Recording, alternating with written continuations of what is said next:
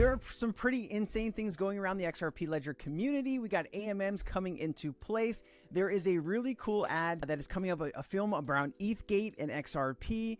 I have a clip here talking about 30 to 50 trillion on the XRP Ledger by 2025. We're going to talk about it. Some banks moving to crypto, how much money they actually have, tipping the point of financial transformation, a little bit about the DTCC, and I have a clip towards the end here with David Schwartz and thinking crypto, as well as this clip that I want to play and talk to you about. So let's start it off with this insane ad. Check this out. This is pretty cool.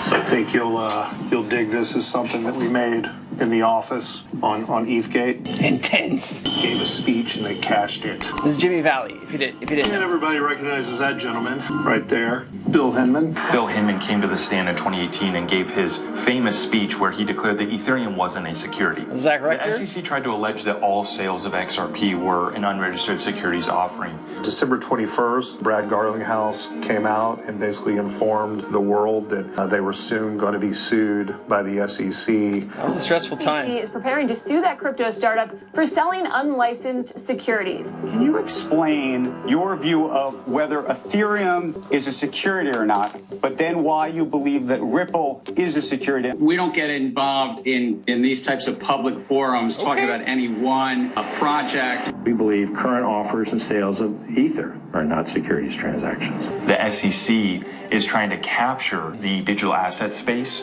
They went after Ripple and specifically XRP is because it was the biggest threat to the incumbent banking and financial system. Zach looks The sharp. United States government's probably the biggest bully in the world. Dude looks sharp. I read the complaint and it was terrible news. People are going to lose money and people had their life savings in XRP. All right, welcome to Regulatory Capture 101, also known as ETHgate. He had to have this made. I love that. XRP Unleashed. When this comes out, maybe we should watch it together on YouTube. I don't know if I'll get in trouble or flagged or slapped or whatever it is, but I think it'd be kind of fun to watch this together and experience it together. I mean, we've been through so much together over the past few years. It would be fun to kind of just watch this and comment and talk story together. But AMMs, they got approved. Awesome. We got consensus. 85.71. We didn't even need the 80. We got the 85. All right. So now what happens? We wait 2 weeks. February 14th, Valentine's Day, is when AMMs are supposed to come into effect. So this is very interesting. I had a great conversation with Jay Claver. What was that? 2 days ago. We had an hour-and-a-half conversation about a lot about XRP, a lot about the crypto market, projects I'm taking a look at, and just kind of the overall life in general. It was a really good conversation. If you missed that, go ahead and take a look at Jay Claver's channel. I think there's been about like 3,500 views on that so far. Not too bad. I appreciate Jake and the opportunity he gave me to come speak with him. So let's talk about this from High Vibe. All right, 30 to 50 trillion on the XRP ledger by 2025. I like it. No, well, I'm probably a bit more bullish, but I have been for 6 years and slightly behind my original projections. But the total market is 1.4 quadrillion, everything that's ever out there. And if you start looking across any of those asset classes, they're all starting to move on chain already. And the ease with which we've seen people interested in money market funds, tokenized treasuries, and those types of instruments. There you go. The support for stable coins. When you're talking about replacing cash, when I see DTCC, Euroclear, Clearstream, it only takes one of them to flip onto natively digital. And that's trillions of assets on its own that move. So, tens of trillions, I think we could see. And bearing in mind it's 1.4 quadrillion, this is still a tiny slice of a huge market. 30 to 50 trillion, all on XRP, all trading on Artex. Here we go, $50 trillion. 2 years from now, Ripple, Twitter will replay the session. As we move, right, stock, bond, treasury, derivative, real estate, it is for trillions of dollars. When you add all of that together and you put it into one big pool, where do you think a lot of that value ends up eventually, right? You're gonna want that value on the same layer one or the same network that the central banks are using. That's just my opinion, right? Because they're gonna be doing a lot of the settlement, and it would make sense that it would all be on the same blockchain, right? Obviously, not every one blockchain is going to capture all the value in the world, but I do think something like XRP is going to capture a lot of the value, and that's why we do a lot of content on this channel around XRP. So, Germany banking giant DZ to pilot crypto trading this year. They have $627 billion in assets under management. They released a cryptocurrency custody platform in November. The release came months after its announcement that it would be using Medico's technology solution to build crypto-related services. Medico, right? Here they come again. Awesome. All right, I did think this clip was interesting. We are going to talk about it. This is from my good man ISO. Let's do it. A tipping point in the financial transformation, right? Let's play this and we'll talk about it. However, there's a lot of things coming just literally right round the corner. We already have Fed now. We're going to have SWIFT mandates. We're going to have SEPA Inst. You know, there is just going to be a lot just in the payments arena, not necessarily just the whole of FS, but in the payments arena. There's a lot that's going to start to happen. And the issue that we have there is actually when we have these dates, they always get tighter towards the end. Well, 2024 and 2025 is going to be the years we're going to have to do it. We already have 76 ISO 20022 clearings out there. However, we're now getting mandates, we're now getting industry change. As you say, it is the tipping point when next year, 2024, we're going to get busy with ISO 20022. Frankly, whether we like it or not. Restructuring of it really is very deep. You know, payments, I'm a payments guy, but,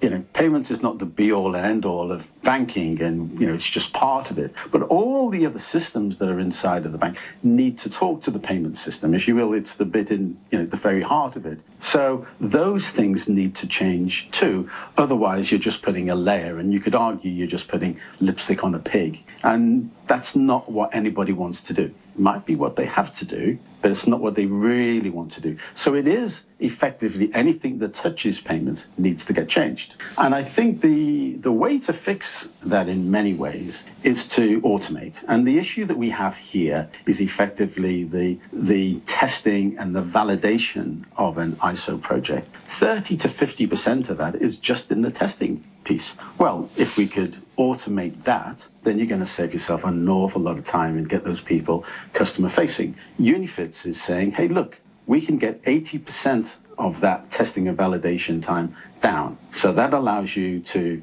do it a lot quicker, do a lot more, but moreover, use those key skills with your customers rather than the internal battles that we all know happens with ISO 20022. Interesting, right? You definitely don't want to be putting lipstick on a pig, but, you know, you just listen to, you know, it's not just your crypto bros talking about markets and infrastructure changing, right? These are people at very high levels in government, in banking, in central banking that are telling you that this is slowly happening, right? And obviously we'd love it to happen a little bit quicker, but it is happening in the background, right? And you don't see it on mainstream news. You don't see it in your, you know, your Facebook groups. Man, I can't tell you the last time I was on actually Facebook, but, you know, you don't have regular normal people talking about this, and you only have a very small select group. I mean, there's, you know, several thousand of you that come watch every XRP video that I make, but in the grand scheme of things, we are not a very big population of people. And I have a clip that is from Black Swan Capitalist where he kind of talks and goes into this, and I thought this was a very powerful clip. I just wanted to play for you, but I thought this was fun. You know, when you see XRP just sitting at 50 cents or 60 cents for years, you know, I kind of just got to laugh at it, right? I know some people wake up every day and they go check the XRP price, and if it's up, man, their emotions are crazy that day. They're feeling good. They're vibing. They're sending tweets, you know, and if it's down, they're down in the dumps, right? And I know that I'm a very emotional person. If you know anybody that actually knows me, my mood swings, okay? And I'm very hyper. I'm very interactive. I have a hard time concentrating, believe it or not. And I just know that if I'm staring at the XRP price or any price for crypto in that matter, if I'm just watching it constantly, it's just going to mess with my emotions. And I try not to do that to myself, because I need to be able to be lively and fun and talking with my community and talking with you about all this. But XRP is down 47%. Bitcoin is up. Ethereum is up. Flare is up. ADA is up. Solana is up. AVAX is up. Algo is up. XLM is down, right? The two currencies that actually have really amazing use cases. I just find it funny. All right, DTCC, the SEC announcements, T+1 implementation day is 28th of May, 2024, right? So T+1, T+0, right? T+0 will be instant settlement. This is when after selling a stock, bonds, you know, stock, whatever it is, and how long the settlement time takes. T+1 is T plus a day. Okay. All right. So let's talk about this. So I thought this was a great clip. I wanted to share it with you. I don't know if you've seen this floating on Twitter. If you don't spend all of your time on Twitter, you probably haven't, or X, whatever. Let me play this. First, Sean. Elites allow all the people to become wealthy of XRP. I want to answer this because I get this a lot. First of all, who's all the people? There's only about 4% of the global population that's really invested and engaged in digital assets. I'm talking outside of the institutions. I'm talking about outside the central bank. So nobody knows what the hell is crypto. You go talk to anybody till this day of crypto. True. You know, but yeah, 4% of the majority population is in crypto. And how many of those people are in XRP? Very few. Very few. And remember, XRP was illegal for, it was not illegal, it was delisted for a long time while this information was all coming out. So many people didn't get an opportunity to even get in. And then many people were sidetracked with Bitcoin and Ethereum. Because when you ask anyone about crypto, they already know Bitcoin, but they're not in it. So they will have no clue what XRP is, believe me, okay? Now, out of that 4% who's investing in crypto, smaller percentage is invested into XRP. Out of that percentage of who's invested in XRP, very few people understand truly what it's about to do, what it's going to do. Fair. And then many people also don't have their XRP in a hardware wallet. So if a cyber attack does happen, most of those people will get wiped out. All right, so I don't, cyber attacks always a possibility. Solar flare, possibility, right? Probability is bad actors, right? Fraudulent people doing fraudulent things, exchanges going down. Those are most likely what would happen to your XRP if you left it on an exchange, okay? So buy a ledger, buy a treasure, buy a decent wallet, whatever you feel comfortable with. There's actually wallets like XM, or they just rebranded the name to, I don't even want to say it because I'm gonna get it wrong, but that's a free wallet you can use, right? And that'll keep your XRP safe. It'll take it off the exchange. Obviously, be a little bit more protective of where you're going to put that seed phrase. We saw the $112 million of XRP taken from Chris Larson. I don't know where he had his seed phrases, but maybe I need to be hanging out his house. Maybe I'll find some XRP under a couch. There's like a seed phrase for, 10 million XRP under his couch. I don't know, but you just got to be careful. But let me keep playing. Many people in XRP are having to sell their XRP because they're not invested in anything else. Yep, very true, very true. It's going to go to $1 million. I'm putting all my money in it. So very few people own XRP, and very few people in the XRP community will survive. I'm just saying. Yep. So very not a lot of elite. Will stick around. What do you mean? Yeah, why would the elites let everyone become wealthy? What are you talking about? Who? So, and when we talk about the elites letting people become wealthy, right? There's only so much control that elites have, right? You need this new technology to move the human evolution forward as far as money and value being able to flow instantly across borders. And I imagine how good the system will be once that happens, right? There is going to be some collateral damage, right? And this would be regular people becoming really wealthy overnight, right? You're going to have a ton of people that kind of feel like they hit the lottery overnight, right? And a lot of this is about control, right?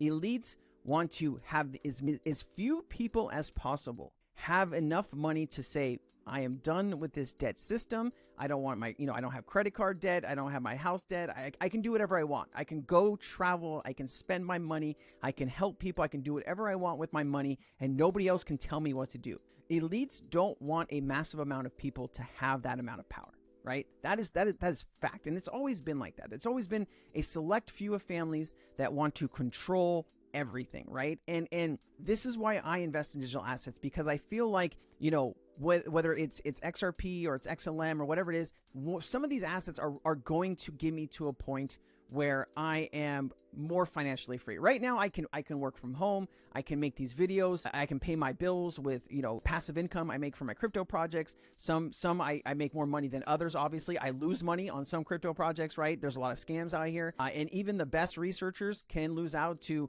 teams falling apart or a hack, in the contract or something happening. But overall, this is a great space. It's filled with a lot of people that have different views.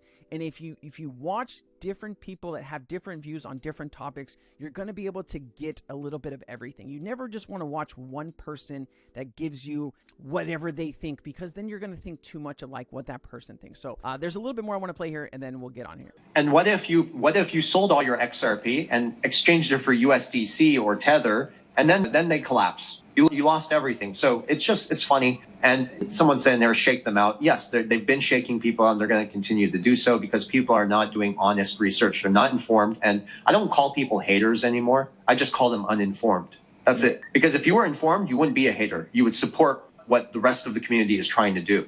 And I think the rest of the community, it's not about opinions. It's not really about who's right and who's wrong. And that's why we're doing these live streams every Thursday now. It's about bringing us all together because at the end of the day, remember, they focus on our differences. We have to look at our similarities. And what do we all want? We all want a prosperous financial future for everyone so we can take care of each other. We can take care of our loved ones. We can give back to the world. That's what we all want. It's not about being rich and being right with all this ego. I want you to, people need... Vershawn and I see eye to eye on a lot of things. I don't see eye to eye with him on central bank digital currency and his view, some of his views around that.